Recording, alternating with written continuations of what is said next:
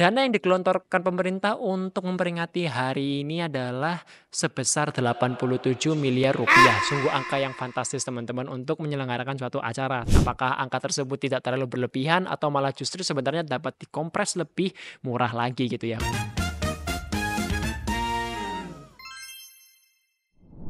Halo rakyat YouTube sekalian, selamat datang di channel DB News bersama aku Faisal, dan hari ini merupakan hari yang sangat menggembirakan bagi kita semua seluruh warga negara Indonesia karena sekarang ini Indonesia telah berulang tahun yang ke-79 dan saya mewakili kru DB News yang bertugas mengucapkan selamat ulang tahun untuk Indonesia yang ke-79.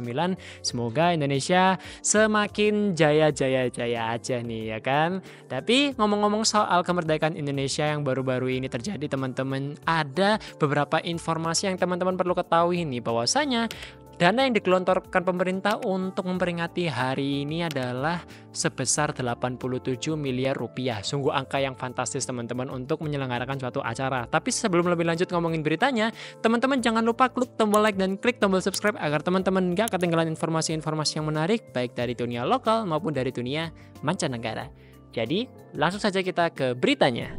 Perayaan Hari Ulang Tahun Republik Indonesia yang ke-79 di Ibu Kota Nusantara atau IKN telah menjadi sorotan publik tidak hanya karena lokasinya yang baru, tetapi juga karena besaran anggaran yang digelontorkan untuk acara tersebut.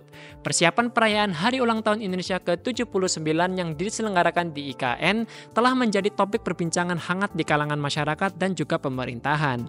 Kementerian Keuangan mengumumkan bahwasanya anggaran untuk upacara kemerdekaan 17 Agustus di IKN mencapai angka 87 miliar. Jumlah tersebut secara signifikan lebih tinggi dibandingkan dengan anggaran upacara tahun lalu yang hanya digelar di Jakarta dan menghabiskan dana sebesar 53 miliar rupiah. Tahun ini kami menyiapkan anggaran 87 miliar, ya 87 miliar untuk kegiatan perayaan 17-an di IKN. Kalau dibanding tahun lalu di Jakarta itu 53 miliar. Lonjakan anggaran ini dilatar belakangi oleh berbagai faktor, dengan yang paling mendasar adalah kebutuhan untuk membangun dan menyediakan sarana fisik penunjang seremoni di lokasi baru. IKN sebagai ibu kota yang masih dalam tahap pembangunan belum memiliki infrastruktur yang memadai untuk menyelenggarakan acara berskala nasional seperti upacara kemerdekaan.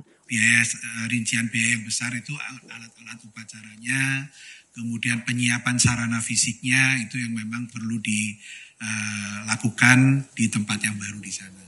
Oleh karena itu, pemerintah perlu mengalokasikan dana lebih besar untuk memastikan tersedianya fasilitas yang diperlukan, mulai dari panggung utama, sistem audiovisual, hingga area untuk tamu undangan.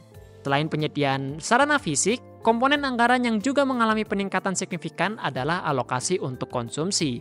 Kementerian Keuangan menyebutkan bahwa anggaran untuk makanan ini meningkat karena keterbatasan sarana dan prasarana di IKN dibandingkan dengan Jakarta. Hal ini mencakup kebutuhan untuk mengimpor bahan makanan, penyediaan fasilitas catering yang memadai, serta memastikan standar keamanan dan kebersihan makanan terpenuhi di lokasi yang masih dalam tahap pengembangan.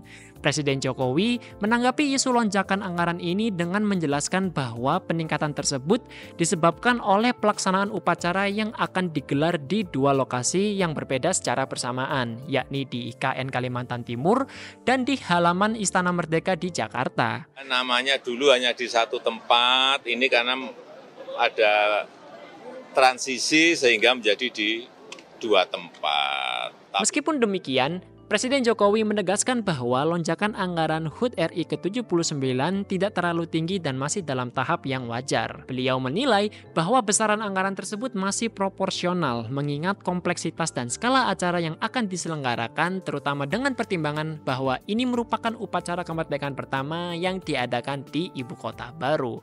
Biasa, wajar, dan juga anggarannya di Kementerian Seknek ada.